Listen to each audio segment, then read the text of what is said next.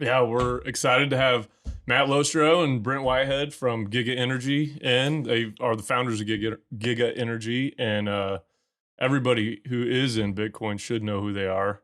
And if they don't, we're going to try to talk to y'all and teach everybody about you today. So I feel like you guys have like become some of the most notorious figures in this space. I think it was that one. What was that article? They like everybody probably bombarded you guys after that. Yeah, there was one article in particular that kind of blew up around Nape. Yeah. We Mackenzie Sigalos. She's one of the best reporters in Bitcoin. She is. Yeah. She is. Awesome. Really? Oh yeah. Really? Okay. Really gets the idea down. I always see that she's like listening in on some Twitter Spaces on Bitcoin. I'm like, dang, like she's on top of it. She's always researching more and more. But she pulled us aside in Nape and did an interview, and then that thing went everywhere. We had people from all over the world that were reaching out to us. I've been wanting to ask, because we've been running a gun and y'all been doing the same thing. I've been wanting to ask, like, what has the outcome of that been? Whether it's positive, negative. I mean, how has it affected BD efforts? How's it affected like the company? Yeah, I mean, so naturally, like, we didn't think much of the article. Like, we knew it was going to come out, like, heard about it, or like, great, came out that morning. We're like, okay, nothing much. And then by 12 p.m., it like blown up. And so it's really helped. Like, there's been international inquiries. We sell a lot of our equipment as well for the flare mitigation. But on that side of things, it's just really, one, it kind of gave this weird sense of credibility for like a CNBC article. Like, that's the primary source. Third party validation, right? Yeah, right. It is. Yeah. So, I mean, it's really helped. That's awesome. Credibility was the biggest thing for us from that. The good thing also is they did not accuse you guys of wearing skinny jeans at well sites like my recent Wait, did you got accused of that? Yeah, that Bloomberg story that came out last week. Michael Smith, he wrote it, and right at first paragraph he's like, yeah, Justin Ballard gets out of his green Nissan Frontier, as if that's like a really big aggressive like oil field truck. It's not. It's like you get made fun of if you drive that out to the oil field, right? And wearing his skinny jeans and lace up work boots. And I'm like, oh shit, man, really? You gotta put me on blast like that, right? And number one, they weren't skinny jeans. And number two, it was a gray Nissan Frontier. It wasn't a green one. But At least it was a pickup truck. I do feel like vehicles matter for validation with some of these operators in the off-grid space. Like, Matt used to pull up in his Hyundai Elantra, just jumping through the rocks. Hey, man. I did, yeah. I've done the same thing. I was in Wyoming, and I drove a Jetta out to a well site in January. Oh. And I don't know how I even got it there. And I'm not going to lie, this was 2018.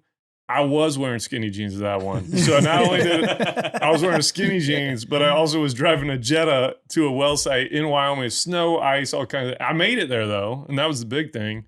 But yeah, so I was wearing skinny jeans at that point. I did not wear skinny jeans on this last one though. I'll never forget Matt. I one of the very first sites we had, we were driving in, and I was riding with the operator, and he was like a good old country boy, just like boots, packing a dip in, like talking about he's about to go buy some Coors Light, like truck just like dust all on the floorboard. And he was driving in, and we were having some internet issues trying to figure out the networking. And we were like looping through, and he had never met Matt before. And he came around a corner and on the curve right before the well. And there was Matt standing in shorts, Crocs, with a laptop, one headphone on, one headphone off like this, and a router poking out of his backpack. And he was trying to get internet in different spots. And he goes, what in the world is that? I was like, that's my co-founder. That's Matt. Hey, that was last month.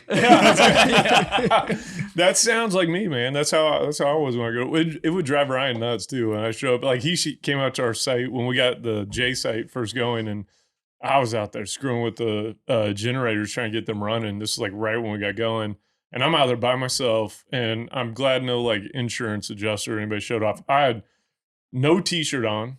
I had basketball shorts, flip-flops, and it was like 100 degrees. It felt like freaking Saudi Arabia out there. It was brutal. And I'm out there screwing with the gen sets, and I can't hear nothing. He shows up, and he's like, what are you doing? Ryan's such an oil field like ops guy and like safety and all that. And He got all over me about it. And I'm like, I'm a lawyer and I'm not worried about it. I'm out here just freaking trying to get these gen sets running. Shit, man. But that's what I love, though. I love like the stories that everybody has with the off-grid space. Well, and with you guys were talking about the image with like oil and gas guys and like getting out of sight. That is important. Like they do look at that stuff when you go out there. And I actually think that is one of the things that struck me about you two when I first met y'all is that you guys do, and this is not offensive, you especially feel like an oil and gas guy. You know what I mean? Saying I'm redneck. Yeah, that's basically what I'm saying without saying it. Luke Casey's. Matt, it's not bad. You're like me, man. Yeah. But yeah, Brent is like, he's got the feel of an oil and gas guy. And I think that does help y'all when you're talking to operators because you can't talk the game. And that was one of the things early on for me that I noticed is that the biggest way to get these operators on board with getting into Bitcoin mining, even from a standpoint of like offtake, right? Just looking at it from I'm trying to sell gas and is selling that to a Bitcoin miner a viable route? You guys having the ability to talk that language and look the look and make them comfortable is a huge deal, especially considering the fact that you're 15 years old. Like, thanks, Justin. Getting past though your age, right, is that you guys do seem to have a lot of knowledge about oil field operations, and that's a big part of getting past the initial apprehension that they probably have about Bitcoin. But yeah, what is your guys' experience? Because you guys do have a lot of knowledge there, and was that just developed through the time you've been with Giga and got that going, or what was your guys' backgrounds prior to that? And kind of tell us the story of like how you guys got to know what you know about oil field operations and all that. Yeah, I mean, well, you're the old guy. Yeah, so I mean, my family, I come from I'm third generation oil and gas, come from an oil and gas family. My dad has a small E&P company in Beaumont, and looking back, I'm really glad that it was like a smaller operation that was just, kind of family and just a few other people. We probably have like 100, 150 wells under management, but most of them are like smaller depleted wells.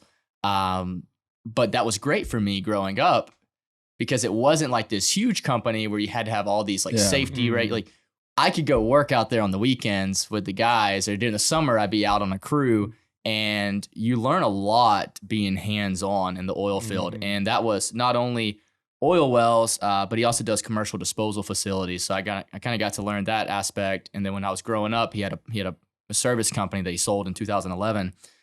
They did pipelines. So I kind of got to see like the flares, the pipelines, all that growing up. And I think that was invaluable. The experiences that I saw and I learned through that. And I realized how much of a value that was going to be when we started getting deeper into our company. And we were meeting with some really big companies, like big oil and gas private equity groups. And one day I was talking to my dad on the phone. I said, they haven't even mentioned how we're going to hook this stuff up. They haven't even asked about the separator, like, or anything. He said, well, son, like, there's a big difference between oil and gas finance. And the thing is, everyone has their talent, but there's a big difference between finance, oil and gas finance, and boots on the ground. Right. And a lot of people never go do boots on the ground. And I think that there's so much value in that. And a lot of people don't want to get their hands dirty. And so I think the fact that we were eager to get our hands dirty, eager to dive in, and also went that blue collar route. There's like Bitcoin mining's meant for blue collar guys. Right. I really believe that. You have to understand finance and stuff enough to understand how money works, get orange pilled and stuff like that. But really and truly, if you're in a high rise in New York and you're planning on doing a big Bitcoin mining operation off grid, you're probably gonna have a hard time doing it if you've never stepped foot out in the oil field. Yeah, I would agree with that. And Matt, I know you may not have came from the oil field. Yeah. I didn't either, but you definitely have picked up on it. And obviously, because you guys are having so much success, but what was your background? Like, where did you come from and kind of how did you get into this in the first place? It really just tell us the story of how Giga got going. Because, I mean, for the people that haven't read that story and kind of heard it, it'd be nice for them to have kind of that backstory of like how y'all got together and put this cool thing together. Yeah. So I got into Bitcoin in 2016. I was in high school, became obsessed with it, just based on the fact that I could make money. Yeah. then I started kind of learning more and more about it. I was in college. I was like reading the Bitcoin Standard at the same time I was taking my macroeconomics class. I was like, this one says inflation's good. The other one says inflation's bad. Like, so I just kind of had this natural understanding of like the kind of like dichotomy and the problem. And so I started growing in that, loving it. And then, so I went to college known as the Bitcoin guy and was obsessed with it and quickly realized my degree was not going to be applicable to my passions. And what were you studying? I studied finance at college, right? I cannot operate an Excel model for the life of me. And you guys are Aggies. Yes. Both So Texas A&M Grags, Giga, Gig-M. Ah, So that's where I the name didn't even comes. get that. Yeah. Okay, So now I know. Gigawatt. Well, and gigawatt. Well, that's right? what So- I thought it was. Well, and the Yeah. Gig is highlighted. Gig is highlighted in the Chuck logo. was actually the one who brought that up the other day. Yeah. I was like, I didn't put two and two I didn't together. either. I know. Yeah, we I need like the that. maroon logo. Yeah. That's like the FedEx arrow. You know what I mean? That's it's like it's like so Good subtle. job. Yeah. I like that. So yeah, I was obsessed with Bitcoin, worried about how I was going to be able to create my own job because I didn't have technical skills. I couldn't program at the time. And so went in, I'd been best friends with Brent for like 2 years up until then. Saw a tweet, Steve Barber on Upstream Data, tweeted out Griffin Habey and Connor Murphy set up of a Bitcoin mining machine in Oilfield. And I like dropped everything I was doing. I called Brent. I was like, do you have natural gas? Like, can we do this? And that was in July of 2019. Brent said, June or July. Yeah. So was it the first setup on your family's assets? No, it was a friend of a family. Basically, it was in the Beaumont area. Okay, but I mean, keep in mind, this was, and I don't even think Griffin had joined Olympia. I think it was, maybe it was just Connor. It was just Connor. Yeah. It was Connor's fan. It was somewhere in like Yeah. Central Texas. And I'll never forget, we flew up there and it was still, the boxes he builds now are really, really nice. And the ones that he was building at the time were nice, but you can tell like there's been so many iterations since then. Like it was, he was like, well, I'm gonna rent out some space at this shop and we're gonna start working on this. And that's when I realized like this is really early. And it was only 10 MCF a day that we were 10 to 12 that we were consuming with the little, it wasn't even a hash hut. They're called ohm units. And they're like little boxes. So. That was that unit came online in October of 2019. Okay. So, And y'all are still in college then? Oh yeah. Yeah. We were juniors in college. Yeah, Jeez. when it got That's delivered, awesome. we drove straight from college and then did the deployment over the weekend and got it running. We'd be at like a party. I'd be like, check this out. I can turn this generator off remotely. Like it's like the coolest party trick, right? So we were having fun with it. And then so that was October 2019, right? COVID hit that next semester. We actually ended up quitting college. In December of 2019, we took the opinion. We told our parents it was going to be a break. Right. And took that time off. COVID hit. So like we kind of like really got away with that, timed it, decided that we would actually go back to college because all our classes were online. Yeah, COVID actually, that sounds bad, but COVID helped us with finishing college because everything was remote. Right. So we My degree was lucked not out. remote. Yeah, tell them the story about when you were taking a test and you got in trouble for the virtual background. Oh, yeah. I was taking a test. And okay, they told me to turn off my virtual background. And I was like, well, I'm in a forest right now in East We Texas. were out at a data center and he was taking it in the woods on a chair next to the cellular modem. That is awesome. Yeah, it was pretty wild. Yeah. Thanks to COVID, we were able to finish our degrees because my degree would not have been online. And it cost us like no marginal extra time because we could just do it remotely. Man, that's freaking cool. Yeah, that's really cool. That is what impresses me about y'all the most is your age, number one. And like we were just saying, I mean, I'm 41 years old and I'm trying to get stuff going still. And I'm looking at you two and I'm like, golly, these guys are freaking turning computers off when they're at a party in freaking college. Yeah. Well, I mean, don't sell yourself short. You guys are rock stars, and we look up to you on so many ways. Thanks, Brent. Your check's in the mail, buddy. Appreciate it. But go ahead. No, it's I will say now we're at it. Like I have seen where it's great. Our youthfulness to me is an advantage being young because a lot of our team is very young guys. We can just go and work because we. Sounds bad, but we don't have a life outside of like Giga. Like this is true. One of the guys one day, I said something to him. He goes, "This is all I got, man." I was like, that's a sad way to put it, but like, let's to the moon, man. But at the same time, it does affect us with the energy space because energy is a very seniority-based group, industry, and that's why I would say like the CNBC article and like Vice and stuff like that was very helpful for us, and why we also focused really hard on branding, everything being blue, Giga box, Giga Gen, like Those branding's on point. Cram that down, really good. everybody's throat, because that's how you establish credibility. It's like, great, you don't trust a 23-year-old, that's fine, but trust what we've built, because you can look at it, you can see it, you can touch it, you can feel it.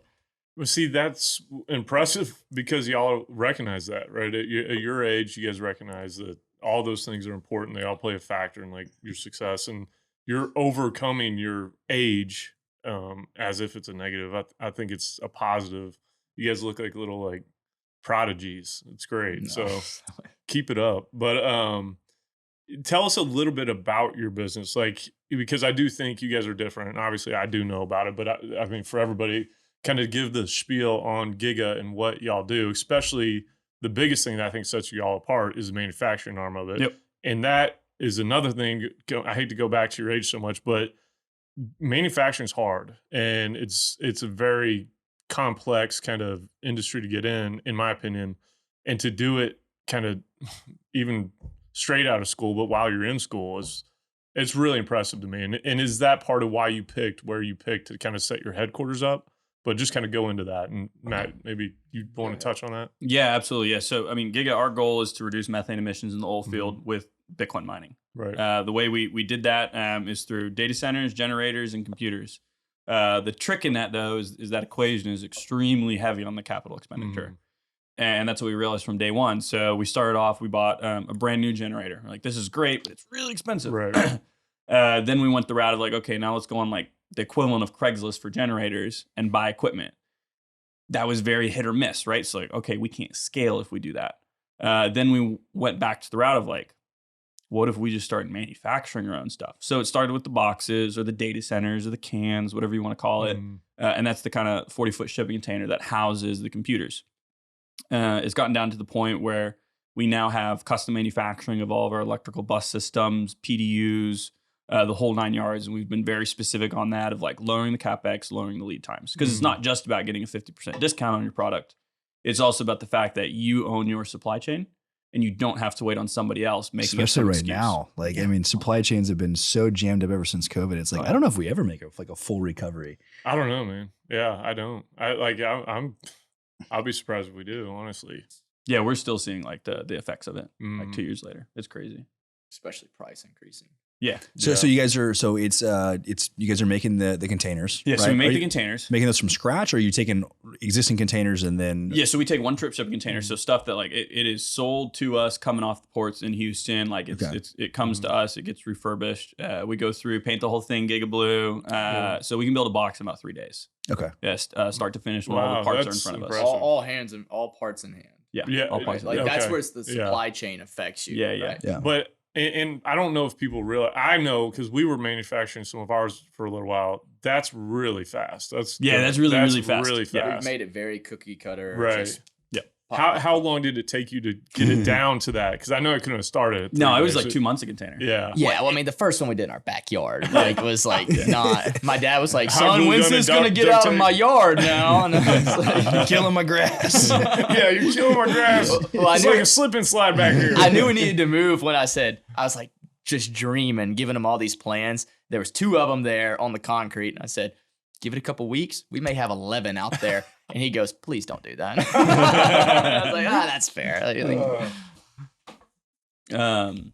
But 2 months probably. Yeah, 2 months. Yeah, a long time. From there. Yeah, and it also iterate too, right? Because like our CapEx is also cut like probably like 3x or 90% on. Where were you able to cut most of those costs? Electrical. Okay. So we started like custom manufacturing all of our bus systems right to the point where we were buying just like this ridiculous name brand stuff and kind of going in like figuring out how to work with factories directly and get all that down. Because the problem is like we were buying stuff for like industrial plants and our residential, like our very first stuff was like residential boxes. So was it like overkill? We were retrofitting. Well, it's just the thing is, you only need, we had like 5 different things and we only needed like 2 of them of the 5. And so, but the way it was built is we were having to kind of retrofit it or like take all this extra stuff that you didn't need and just use it because that's like the best you could find at the time was like the way it was set up. And now we have really optimized of like this type of cable, this type of box. And that's what Matt's just been awesome with. Him and Shiv have just figured out how to like work directly with the manufacturers on customizing stuff, getting custom built boxes, so that you don't have all this extra stuff with it. And you're not buying at local supply stores that it's 3 times more the cost. That's only a problem in the middle of nowhere. Yeah, I bet. Well, and part of the thing with Bitcoin mining is it's give me something and I'm going to squeeze every piece out of it, right? That type of engineering is very backwards to the regular world of engineering. Yeah. The regular world of engineering is like, let's make something and like add like a bunch of like safety measures to it so like it's good. So like we're going in like trying to like make sure like we're right on the margin and making sure we have no waste or no wasted capital. And so that's something that has been also kind of unique working with a bunch of old guys that don't think like that. It's difficult working with electricians on that. And like the example I always give is like, it would be like if you had a house that an electrician was wiring up, instead of saying, what breaker box you're going to put in, can I run this appliance, that appliance? You'd be saying, how many ovens, microwaves, and refrigerators can I run on this before it trips, right? Like you're like basically retrofitting the opposite. You got to find an electrician who really knows his shit then, huh? Yeah. Would that be probably, I mean, one of the most difficult aspects of the whole manufacturing process is just figuring out, like, how did you land on who you use? Is it all cost-based, or was it, like, how difficult was it to find an electrician that's going to handle Bitcoin mining stuff? Well, the problem was we were the electrician for a while. Whew. Yeah. So because people want to do what we our boxes, not boxes. Okay. No, I know that. Keep in mind, there was about 2.5 years where we refused to sell a box or anything like that. Like people say, hey, can you do it for us? We're like, no, sorry. Like we don't believe in it yet. And so, but for the longest time we were actually doing it. And then it got to the point where we had learned it and we actually understood the electricity of it.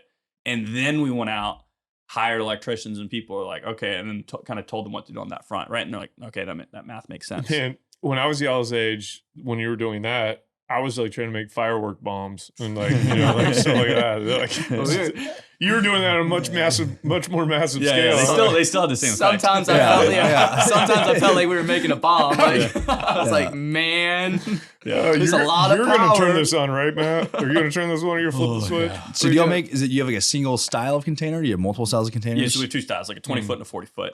And so it's just more computers or less computers with a little bit of economies of scale. We keep that like very cookie cutter on that end of things. So that's one part of the business. Then you guys have the generators. Yes. Right. And so you guys aren't manufacturing those, but you are refurbishing existing units, correct? Yeah. So the technical term would be called a machine shop. So we take an engine, strip every single moving part off of it, take the block, which would be like the chassis of a car, soak it in an acid vat, do block work repair, and then like take everything that was old and then build it all the way back up brand new. After you bought that first original one where you bought it new, is that when you decided, like, just from the capital expenditure point, we've got to reduce this? And so correct. I was like, that's the goal I want to get to. But like, how do I get there? We did probably 6 generators. Yeah, we did 6 used. though. Oh, really? That. Yeah. And, oh my God. Just find it's better to rebuild them. Matt's a good mechanic now. Yeah. I was gonna say, I bet you guys have, So how are you? So are you guys pulling the? I mean, obviously you're pulling the crankshaft out, you're pulling the rods out, you're pulling the pistons out. For things of that scale, do they make like rebuild kits, or are you having to like manufacture new part? I've built motors my whole life on cars, but I'm curious at that scale, like, how do you actually do that? So the nice thing is, we work on like a particular Caterpillar series called the 35 series. That's like very like prolific in the oil field. So there's over 1 million like types of these engines. So it's probably like the most popular one. Right? Exactly. Okay. Yeah. It's like Toyota Camry of the oil field. And so there's now this proliferation in the market of aftermarket parts. So there's factories in Houston that have like patents on the valve stem set up for the heads. Like, so it gets like super granular. So like it's a factor of multiple parts where we're getting like specific aftermarket parts that are actually higher quality than Cat on the OEM side.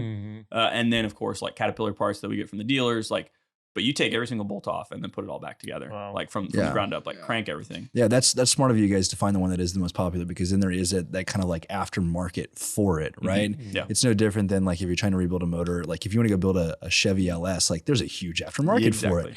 You want to go build something like, I don't know, something a lot more rare. Like there's like nothing. Yeah, there's like absolutely nothing out there. And the allowance for optimization then. Yeah. So then we start looking at, again, right, we do the same thing. It's like, okay, this engine, the point of it is, how can we squeeze every single piece of horsepower it has? Not like, let's make it last like 20 years. Yeah. Because keep in mind, like the people who like are buying these engines is for nursing homes, hospitals, like data centers, like backup things. Like we're not trying to do that. We're trying to squeeze every marginal amount of like MCF like value out of that as we can.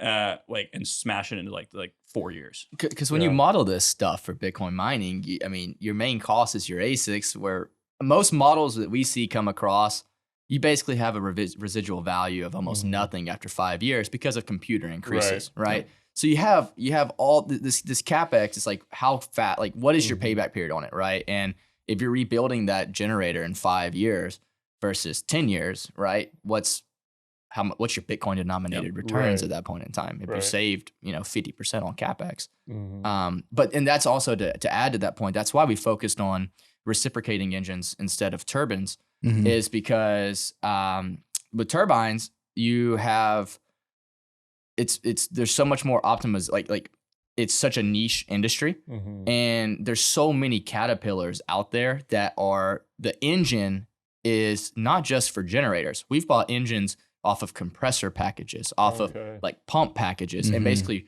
refurb them, and you change the flywheel, you change that, and it's the exact same engine. It's just, what is it pushing horsepower to, right? And so that's why we really focus on that CAT series and focus on the reciprocating engines, because you can go find a mechanic that can work on an engine, but has never worked on a generator in their life, but they can still work on your engine, because usually when you have problems, it stems from the engine, right? There's going to be something wrong with it. Generator alternator, it really just spins, right? Like that's like its job. Unless if something breaks on it, it's probably something major. But unless it's like a voltage regulator or something.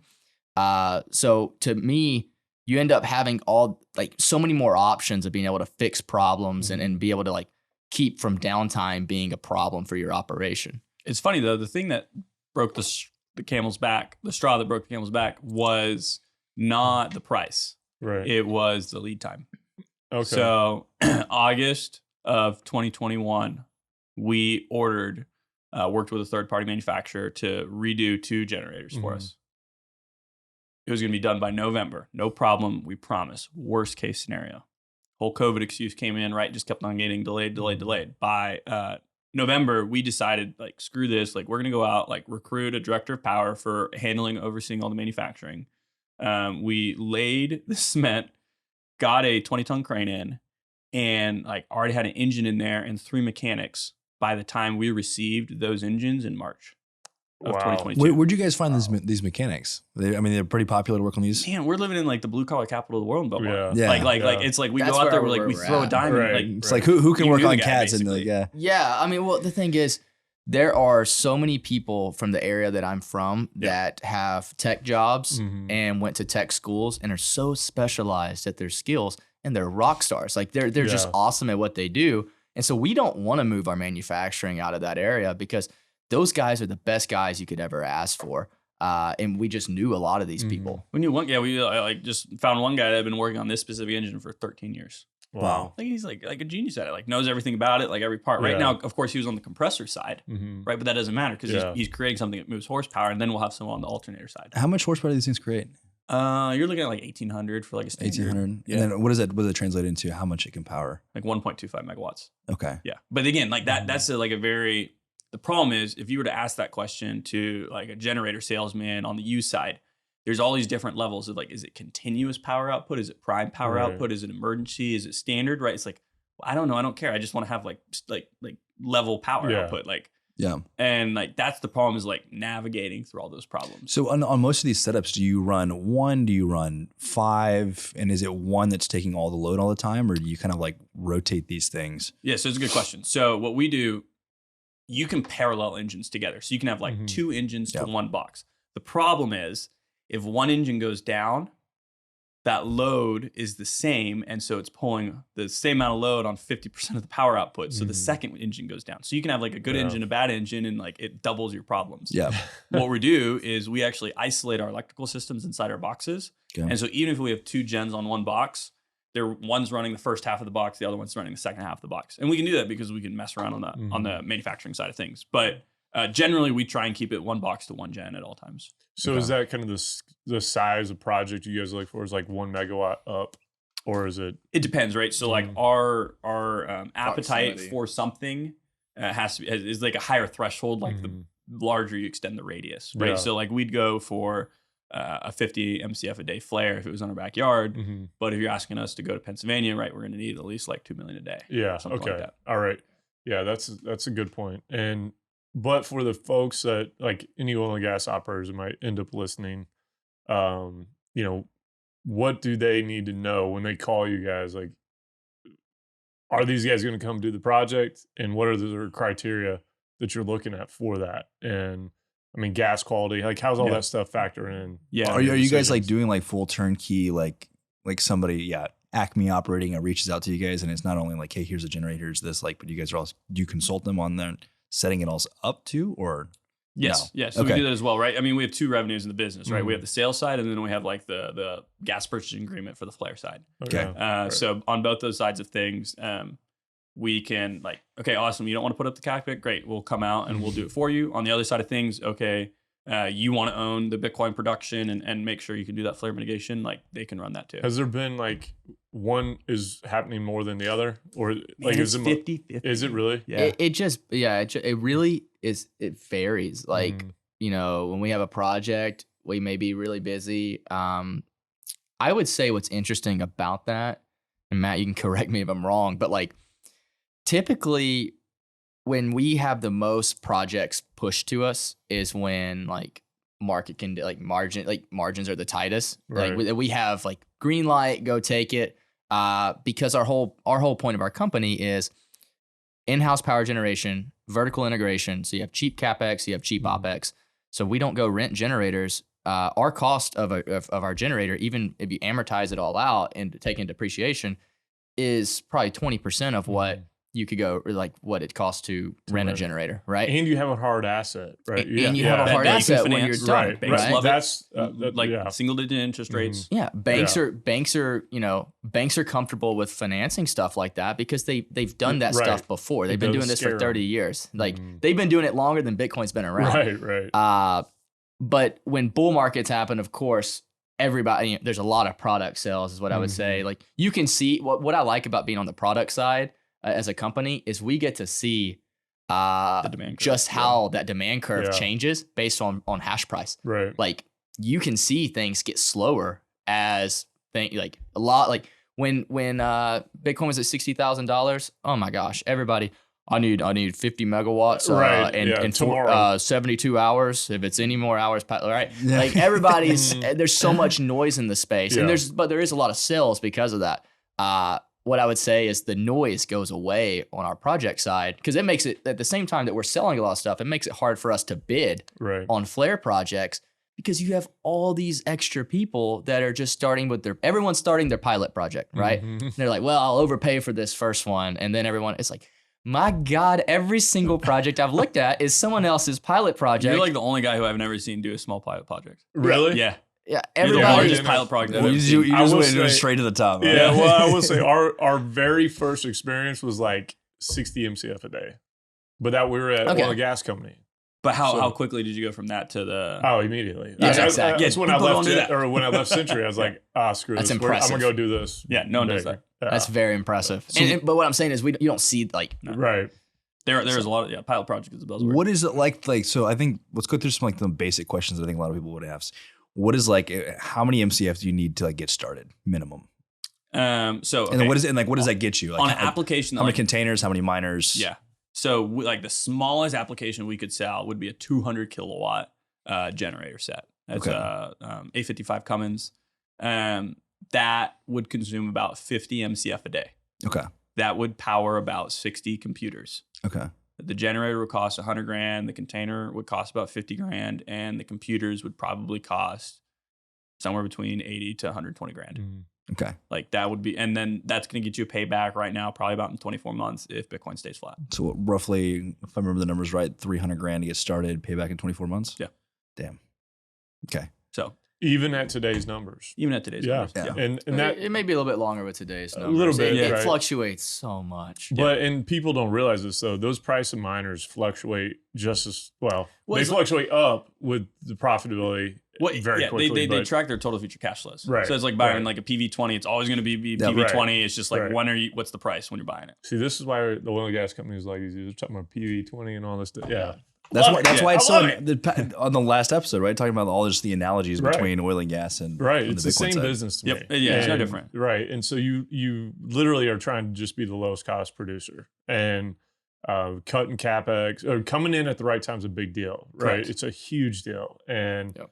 and timing the market, like you're right, like all the noise that happens when things are going good and you're getting all these calls and everybody wants to do it. And then when it goes down, the part, and I said this last time too, the part that drives me nuts is when the price goes down and you got still oil and gas guys are like, well, I mean, you're going to be okay, but Bitcoin going to go away?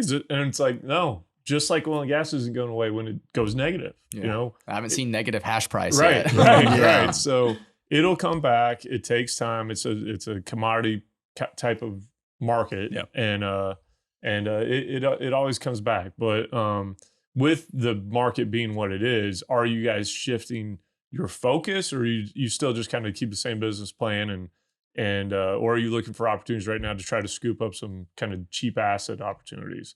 Yeah, I mean, I think a market like this shows where our business model shines, Right. right? Like Right. people are getting liquidated left and right because they Mhm. rented generators, they over leveraged on Mhm. ASICs, and they did all the best practices that we recommended against. Right. Right. So it's kind of refreshing seeing it's like, hey, we're still liquid, we're still running. Like we knew this point would come because Bitcoin mining is simply like an energy arbitrage.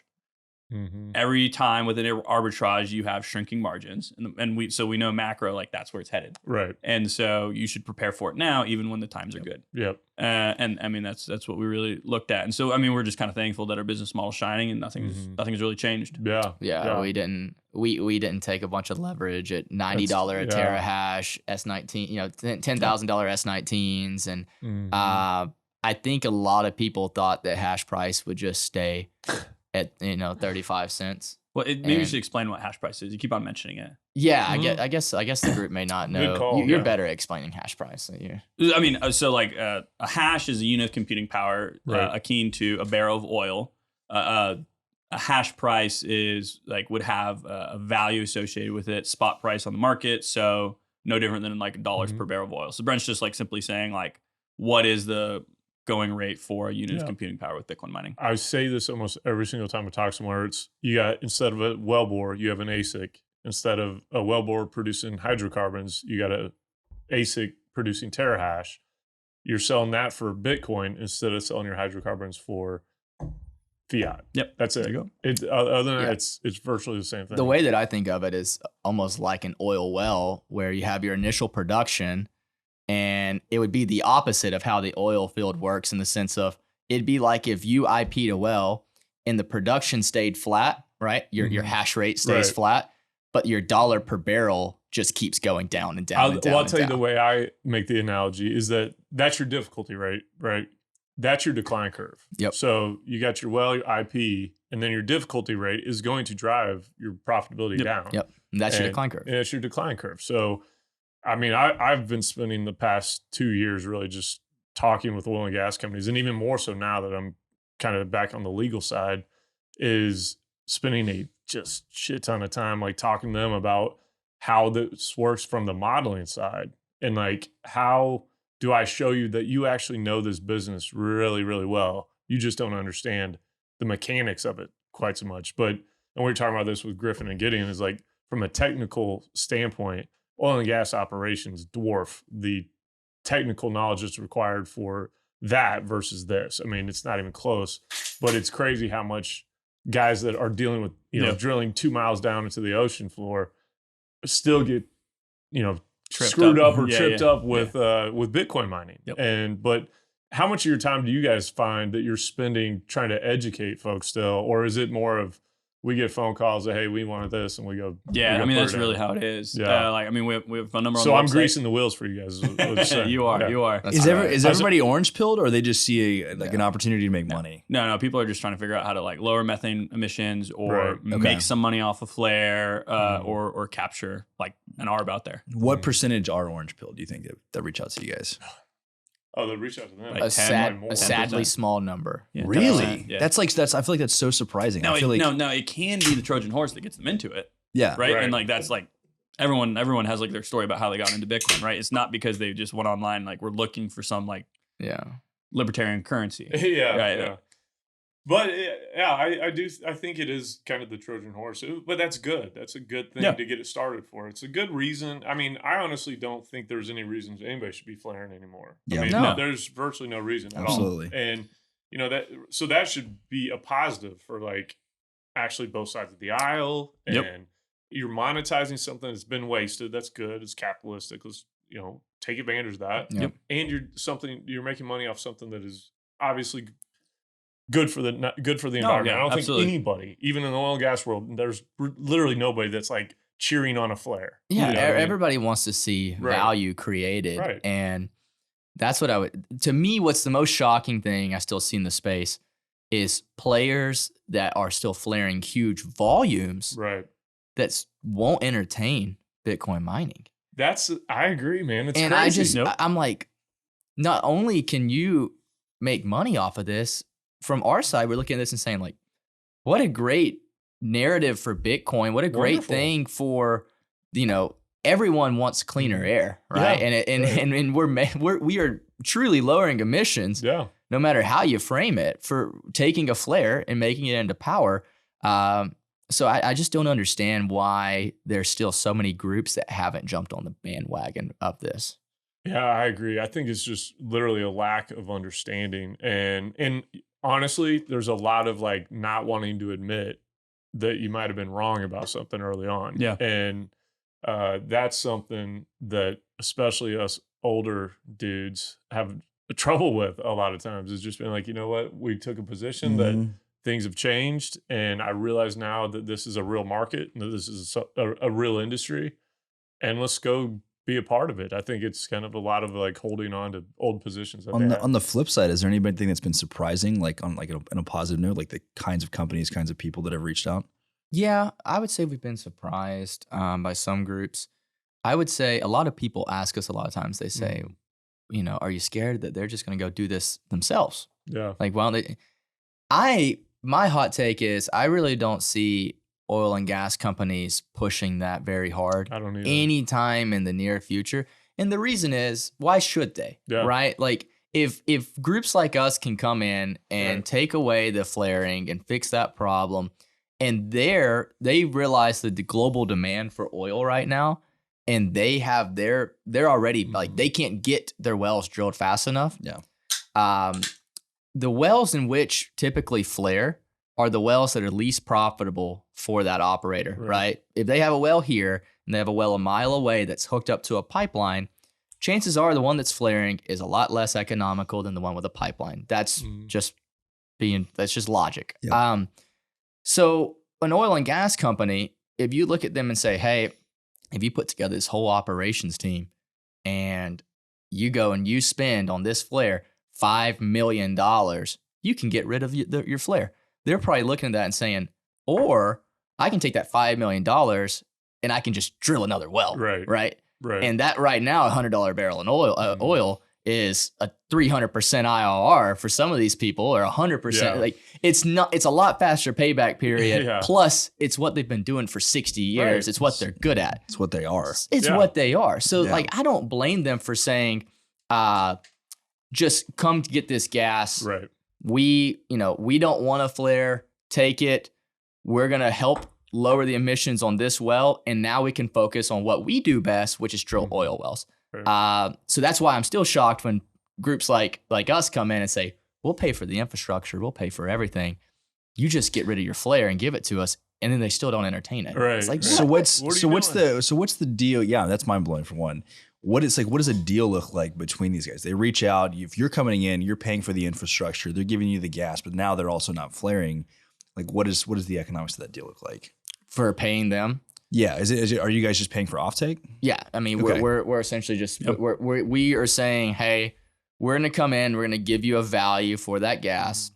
You were getting nothing before. Not only are you not going to lower emissions, you're going to create revenue off of this gas.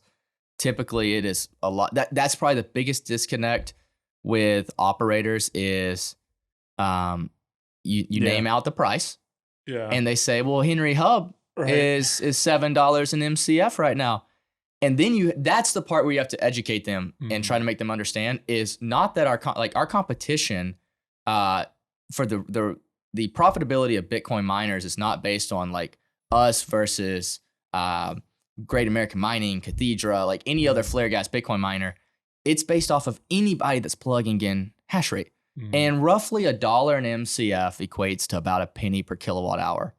The world average cost of power for Bitcoin mining is like 4 cents roughly, maybe a little bit higher now that energy prices have gone up, but like 5 cents. So if you're paying $7 an MCF, even if it still makes, technically you're still in the green, like making money on like a S19 XP or something like that, you are spending on a cost per kilowatt hour, you are less competitive than people that are on grid. And you're adding in all these extra variables, all this extra CapEx. So to me, it's like making them understand that the trade-off is you're adding in more variables, more CapEx in return for a cheaper cost per kilowatt hour. Like that's the trade-off that you do. Yep. And their benefit is they're getting rid of a flare. And they're getting to monetize something. So is it typically a single flare or is it typically like a field with a bunch of flares? A lot of times it's wells that are gathered together. They try to centralize their flare to a central point. And usually that's because they have a processing facility and they're stripping liquids. What I've seen a lot that I think about is physics and the way that it naturally flows for oil and gas, like how it was just all set up. It's just a perfect setup a lot of times for Bitcoin miners. And what I mean by that is places where they may not have a pipeline or enough capacity offtake for their methane. They may be saying, hey, this is still 1,800 BTU gas. We're going to strip everything and then get all the liquids out of this. And then we're going to have our residual gas left over. And then that makes it perfect for your Bitcoin mining operation. Because it's all at one pad now. It's just it's organically it's like the economies of scale just organically falls together. Well, that leads me to another question. How much have you learned about the land side of oil and gas? Like surface agreements? Yeah, surface agreements and how much I am there, my client too. We would like to take this opportunity to thank our sponsor, Martin Legal Group. The number one oil and gas Bitcoin mining lawyer. Honest to God, thank God for you and Brandon Martin and Martin Legal Group overall. That has helped me a ton. Yeah. Please send the check to my P.O. box. That's really been extremely helpful because there's so many. And the other issue is, and you've seen this, it's still sometimes if you don't take extra steps, you still can do everything right and you're still kind of in a gray area. Right. It's a new industry. There's not laws on this. Like there's a reason Texas and Wyoming have congressmen and legislators that are building laws for this and putting in bills because it's so new that there is no laws for it. So we try to be as conservative and proactive as possible, and that's why your firm has been so helpful with helping us say, what is the most steps we can take to make sure that we do this clean, we do this fair, and we do this right. This is a good way to get a plug in there for our firm. There you go. You can call us at Martin Legal Group. But that is a big thing though. And you're right. That's kind of an area where there's a lot of gray areas still. And there's all this stuff will get worked out over time. But yeah, we do advise people to try to be as conservative as possible and just, make sure that you're getting agreements in place and working with people and being transparent. And you guys have honestly done a really, really good job of that. So what's that? No, that's one of the things I see is like Bitcoin miners like try and be coy sometimes. Yes. Yeah. Like they try and like we're bringing out like data centers or like they try and be act like what they're doing is proprietary. Like we always try and be very upfront, like because oil companies, they don't respect that at all. No, they don't. Like, and especially, so a lot of what goes on in Bitcoin mining, that's a really good point on the proprietary stuff. It's like, yes, there's going to be certain things that I'm sure are very proprietary, but for the most part, I equate it to like drilling a well. Yeah. Like this is how you drill a well. Now there can be very minor differentiations within that, but the bottom line is you're drilling an oil well to get oil. You're drilling a gas well to get gas. You're putting a hole in the ground, you're hitting formation, you're bringing it out. It's the same thing with Bitcoin mining. It's like we got rigs, we plug them in, we turn them on, we generate electricity, and we power the machines. With what you guys have done, though, in kind of being a fully integrated group, and I'm not suggesting it's like proprietary or anything, but that to me is what is going to separate y'all from a lot of the other groups that are out there, is that you guys have brought basically so much of it in-house. Do you ever foresee a time where you guys might end up trying to actually operate some wells and own leasehold and things like do you see a world where that stuff would come together and integrate in that type of way? I don't know as much on that side of things. I mean that to me is like horizontal integration, right? Like I mean, we're still trying to be.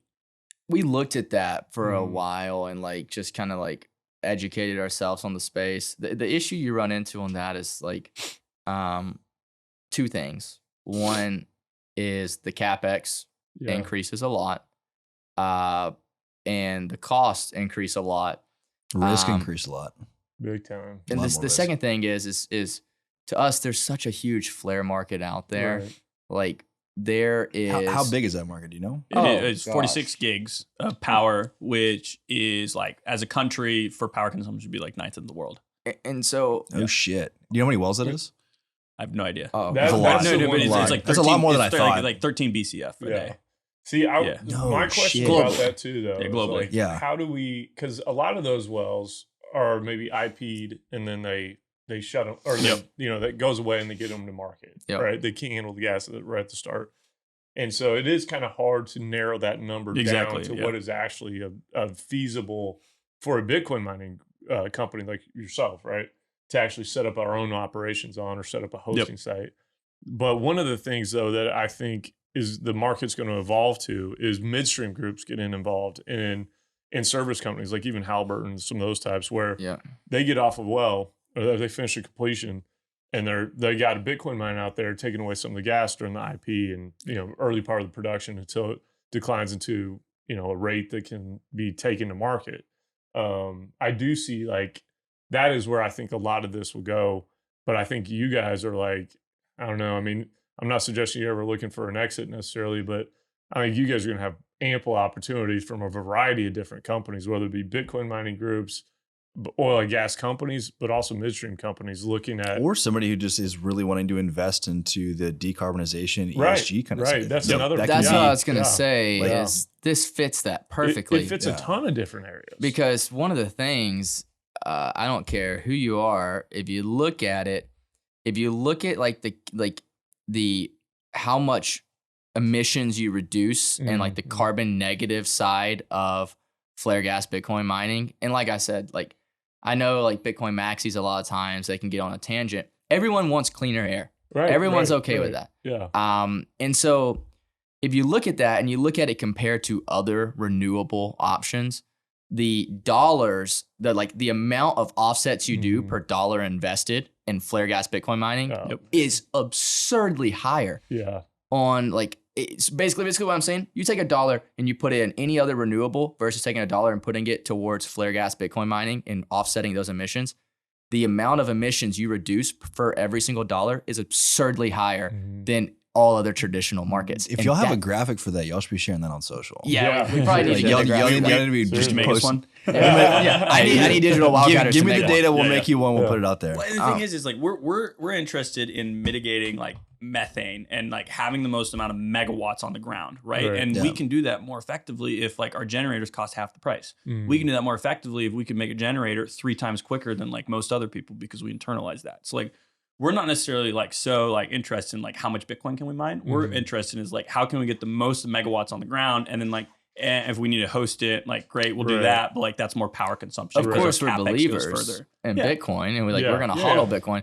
But our view is, it's like, if this is a problem that needs to be tackled and we focused on building out vertical integration, and our value is, we don't create the ASICs, right? So we're kind of in the same boat relatively as everybody else on purchasing ASICs. I'm never going to have a shop where I'm building my own Miner ASICs. But what we have done is we focused on building an infrastructure company. So we build the generators in the data centers, and that's where our talent is. So to like, in our opinion, if we can go out and we can just get as much market share as possible, both domestically and internationally, because that's a good point you brought about the big decline curves. I feel like that's the epitome of the Permian Basin, in my opinion, right? Like that's why you don't see large scale Bitcoin mining operations in the Permian Basin. Is yes, there's a lot of flaring in the Permian for 15 days, 30 days, and then they're putting it into market. But if you go internationally, you have these places that they don't have the infrastructure to get that gas to market. And it is midstream places. Just like you were saying, you're talking about how you're going to see a growth of midstream companies.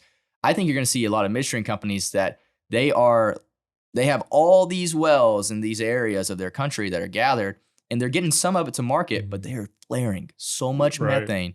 Do midstream companies in the U.S. flare at all? Is there ever a situation where that makes sense? They do. Yeah, some. But I'd say it's intermittent. It is intermittent. It's not nearly. If you're going like international, though.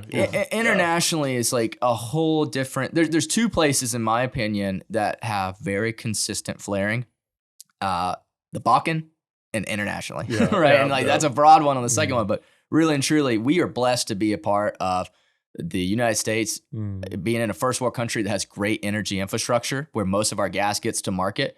You go to other countries and that's not the case. Right. They can truck that oil all day long. They don't have the money and have it, like, all the infrastructure they've invested in for their natural gas is maxed out. Like their pipelines are maxed out and they're not getting it to market. Where has the outside of the US, where's some of the biggest, what are the countries that are flaring the most? Huge. Middle East, of course, is huge. South America has a lot of potential. Mexico has a lot of potential. Like, there's all these countries Argentina has a lot of potential. There's all these countries that have a ton of potential. And so our view is, if we're an infrastructure company that has the cheapest ability to offset flares compared to anyone else in the industry, just go take as much market share as possible. Right. Like, go build out everywhere. Then you could go you can do self-mining, and we can be putting Bitcoin on our balance sheet because we do believe in Bitcoin, but you could also be doing hosting and stuff like that. And we're not opposed to that as well, because one, that's generating cash flows for Giga, and that's building up our company, but it's also allowing the Bitcoin mining industry to move off and move on to applications like this and move to where it's more distributed, right? So a lot of hosters, they'd love to be in a distributed network. And how much better is that as well if they're like, oh, we're on a carbon negative I was going to say, operation. It helps defeat that narrative against the energy usage. And it's like, man, like, we should be taking all that stuff as much as possible. And we realize that a lot of big Bitcoin mining companies will probably never figure out flare gas Bitcoin mining. They won't. They're not capable. It goes back to the operational technical like difficulty of operations on flare gas versus going on grid and just building a big warehouse.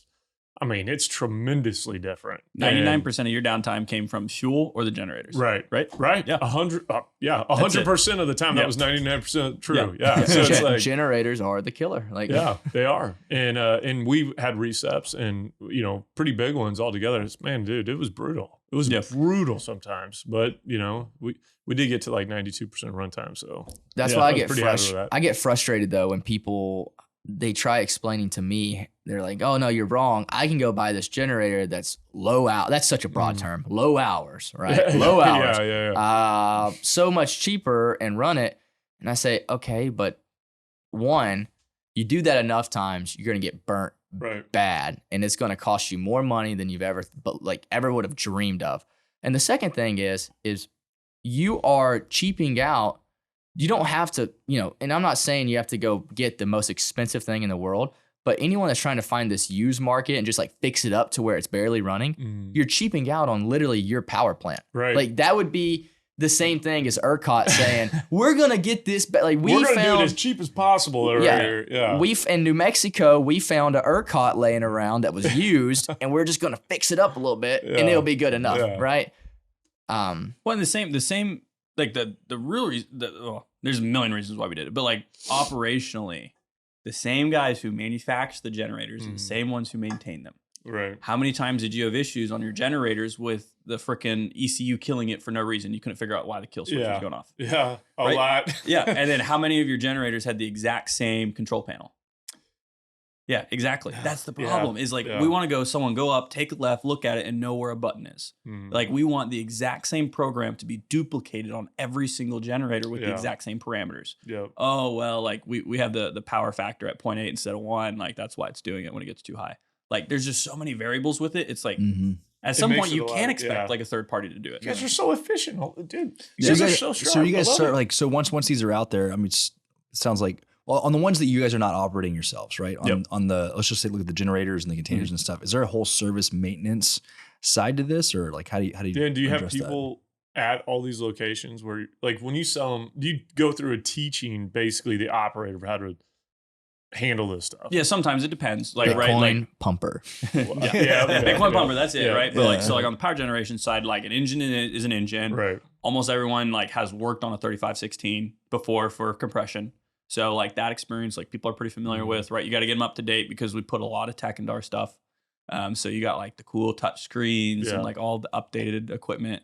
So like you got to learn on that side of things. And then usually, because like Bitcoin is not like a teenager couldn't do it, but like a 20-year-old can do it. Yeah, like that's why I always say like it's not that hard, but like there's a level to it of like wanting to learn and understand it. And so like that's the part where it gets a little nuanced, and to get those efficiencies, you really got to like work on it. Yeah. Yeah. What he's saying is like he could have done it. He couldn't have done it 5 years ago, but now that he's 24, he can do it. Exactly. Nice. Have you guys been approached by any oil and gas operators about maybe kind of getting exclusivity and teaming up with you? There's never been talk about exclusivity. We've had a lot of groups that I'm telling you, I really like. I don't know. Maybe we're just not seeing it from the right perspective, but oil and gas companies really don't care that much. Yeah. They won't, they'll talk about that to you. They'll mention, hey, we want to build a long-lasting relationship because one thing they are seeing, the groups that do have to flare, that do have to use Bitcoin miners or use some kind of flare mitigation, they've been burned. There's a lot of groups that have already been burned by other companies, and now they're very hesitant to get back in the space. In what ways were they burned? Operationally. Like messing up the wells, the casing, like not having it running when they have to shut in their production. Yeah. Like and I don't blame them. People getting electrocuted, life flighted out, Were these just like early Bitcoin cowboys? Or there was one this year. There's some big boys. Yeah, there was one earlier this year. Okay. There's very big boys. There's a lot. Yeah. There's a lot of stuff. And I will say that's the one thing.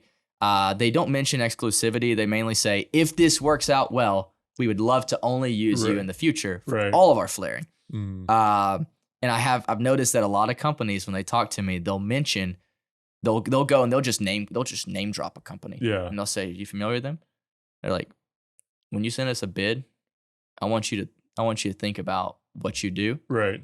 Because we're oil and gas. We like building relationships. We like working together. We don't like people coming in and taking advantage of us. Right. Because they were ignorant to an industry and weren't sure on pricing. I totally get it. I've had the same conversations. But you're right. I mean, oil and gas companies are not going to continue to get burned. And no, they're smarter than that. Yeah. So. I agree.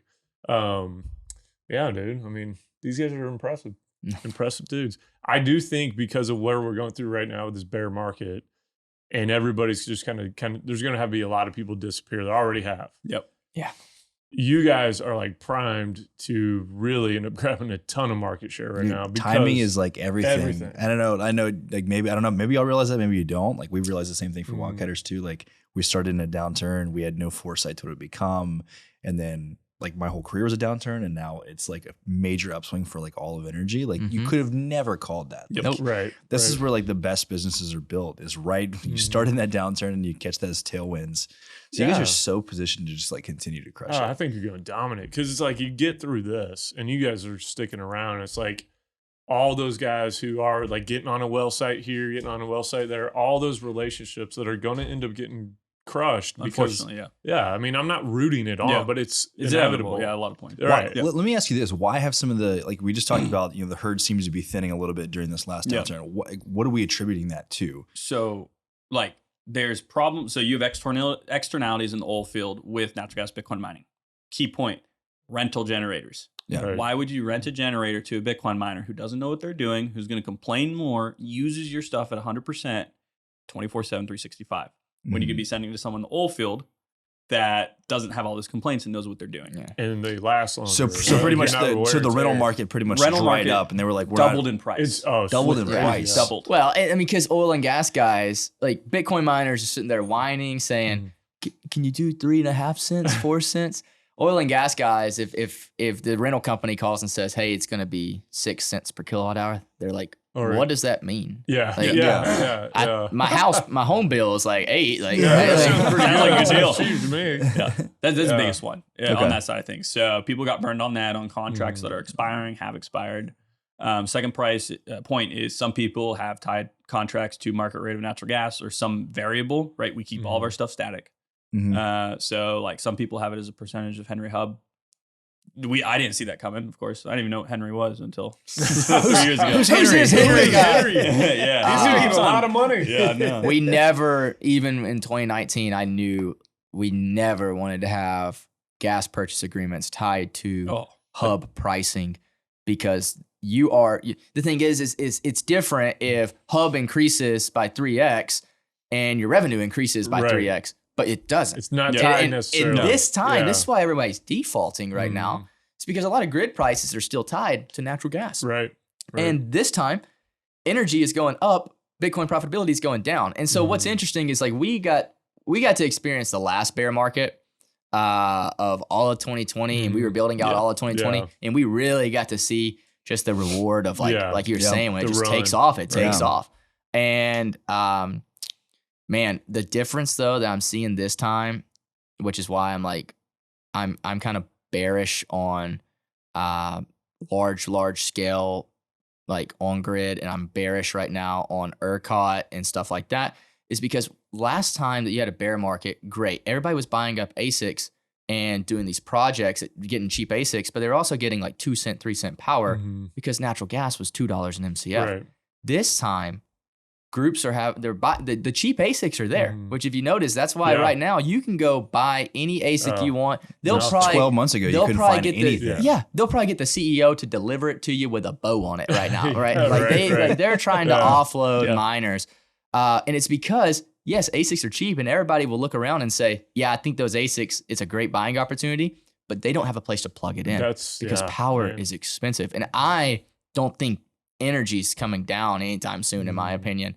I mean, we just have too much, we have too much demand right now, and especially the European market and our gas LNG. has turned into a worldwide market. Yes. Right. And so it used to be right. It used to be regional and national. Now it's a worldwide market. As much as oil is, almost as much as oil. So by utilizing all this stranded gas, you're essentially the lowest cost producer. Absolutely, we're insulated from the market, and that's my view, and that's what.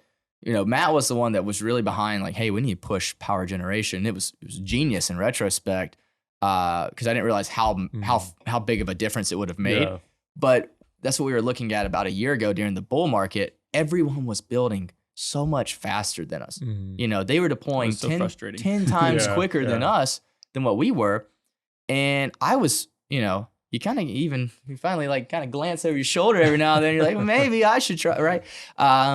But we were frustrated with how much faster they were building, but they were renting all their generators. So they just have to show up, group plugs in, they go home, right? Right. We knew last fall during the bull market, we said, when things hit the fan and the bear and single digit hash price comes back, right, and it's a bear market, all these companies that rented everything and grew their company, they're now either going to disappear or they're going to have to do exactly what we spent the last 8 months proactively doing. Yeah, start building their own generation. Right. I guarantee you there's a lot of groups that are probably smaller off-grid miners that are probably looking into the buying generators, vertical integration. Yeah, I know they are. I know that. I get calls from them all the time now. And it's like, we couldn't do that if it was just Matt and I. Mm-hmm. Us building that team and building that department of our company was huge for us. So, and I think that that's going to end up being a big part of our company long term. Mm-hmm. Is just the fact that we do power generation in house. Right. Yeah. I couldn't agree more. And actually, the groups that are like coming kind of out of the woodwork now, not that there's a ton of them, but the ones that I'm getting calls from now, it's a lot smarter money. And it's a lot of people that are recognizing the stuff that you guys recognized a couple of years ago, that the side that you need to focus on, whether you're talking to operators or banks trying to get money or just investors, is the infrastructure. And that's the play in the power generation. Like that is because what you said too, the financing off of it gives you a hard asset that you can utilize to grow your business and grow your business on terms that make sense. Like, you guys know some of the freaking loans out there and like the financing options for Bitcoin related opportunities. 18% interest. It's insane. Yeah. It's like loan shark stuff. It's terrible. And but having that hard asset, I mean, that is genius. I was especially, again, I hate to tout on the fact that you guys are 17 years old. You've gotten 2 years older during this conversation. It's going up. Senior year of high school has been crazy this year, man. Yeah, I got homecoming tonight. Prom. You excited about prom? Matt's got a football game tonight. Oh yeah, Friday Night Lights, man. Right? It's exciting, but seriously, for you guys to recognize that so early on, I mean, you guys really impressed me. Well, thank you. Looking back, advice that I could give to people. And I guess it's different now because right now I would say in a bear market, buy as many ASICs as you can, really and truly. But in a bull market, in retrospect, a lot of these flare gas miners would have been a lot better if they would have realized where their value really was and the fact that they're cheap power generation. And instead of renting generators and saying, I can rent generators and I can get leverage on all these ASICs, 18% interest. They should have said, hey, let's take the money and go buy generators that are hardcore assets that are going to keep their value and go host in a bull market instead of taking 18% interest. And they would have paid off all their infrastructure. Their hosting contract probably would have almost been up by now. And their infrastructure would have been basically paid off. And they could just go, and you know, that's also assuming like, I guess if you did hosting at $60,000 Bitcoin and 8 months later, it's 500,000. Then you probably look like the biggest idiot in the room. But to me, like there's kind of this range of hash price that we have seen over the last 3 years that it always bounces up and down on. And people knew, like we all knew at $60,000 Bitcoin that we were in a bull market. Things were like out of hand. So I guess in my opinion, it's like in retrospect, and we didn't host anything last fall, but we also didn't take out 18%, and like, were we you didn't borrowing against all your Bitcoin? Yeah, we didn't time it. We didn't do it perfect. No, oh God, no. You double squeezed, right? Yeah. Yes. Yeah. No. It's like, and so like this is what a margin call is. Yeah, that's all I'm saying. Oh, now I know. Yeah. Oh, it gets worse too. Yeah, that's all I'm saying is like, if they would have focused more on infrastructure and less on saying, I need as many petahashes tomorrow as possible, they probably wouldn't be sitting insolvent right now. Look, some of the things you're saying, I'm looking at like, we had that thought process and we screwed it up. You know what I mean? But we're learning. Yeah, you learn. But like, again, at such a young age, you guys have just really, I don't know, you impressed the crap out of me, man. So I got one last question before we wrap up. Are you guys able to just totally fund through cash flow and just hodl all the Bitcoin? No. How much time do you spend fundraising? So we're venture capital style. So we've gone through a pre-seed and a seed, Series A may or may not be in the works, but we don't do a ton on it as much as you'd think, right? Because a ton of our capital has gone into like manufacturing and the overhead of like, okay, now I gotta buy like a crane. Like, where do I get that? Right? How big is y'all's team now? We have about 27 on that side, but like 20 of that is manufacturing, like guys with 10, 20, 30 years of experience, welding, fabricating, pipe fitting, like all the cool stuff. We try to be very much heavy on the blue collar side and light on the white collar side. Low heavy office light. That's the way to be, man. Yep. Yeah, definitely. This has been a blast. Yeah, It's dude. been fun, You man. guys are great, man. Yeah. I love talking about I just had like an epiphany. I've been podcasting 6 years, but the difference between this and anything else we've ever done, it was this and like the last episode, is that everybody knows each other.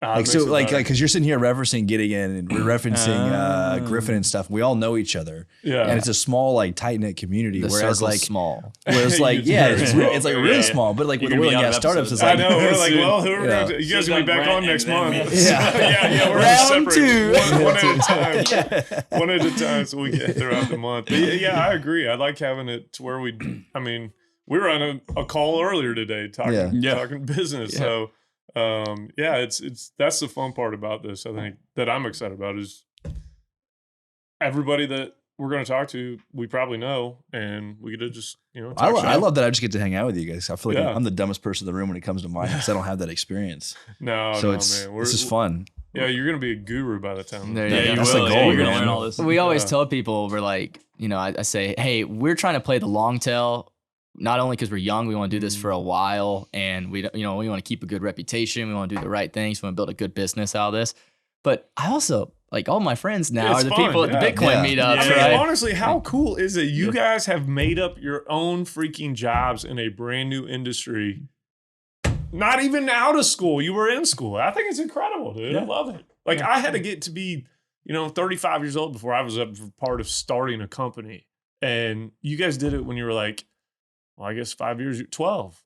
That's impressive. Yeah. You know what I mean? 9 years old. 9 years old, you guys. First grade. Yeah, but I mean, that's awesome. I'm really happy for you guys, and like, I don't know, I'm glad to get to work with you guys on the legal side, but Yeah. also, you be buddies. So. Likewise. Well, Plus, my wife's like, you got to stop hanging out with 23-year-old dudes. Like, I've often wondered that if like some of the other Bitcoiners, get told by their like family, like, hey, like, why are you hanging out with like Matt's got a TikTok? Like, what? oh man, you got TikTok. No, huh? I'm kidding. Giga Going should get a viral. TikTok channel though. Actually. Y'all should. Yeah, we can should. do like Should. the like the memes where like the nurse is like in the room like doing the little Yeah. like Matt can like put it on the generator. Yeah, and, so like, you get the whole team dancing. That'd be great. You guys should- My name is Matt. yeah. Go generators. I think we need to do that. I think we need to do All that. right. So that's next. All right, I'll That's film. next. All All right.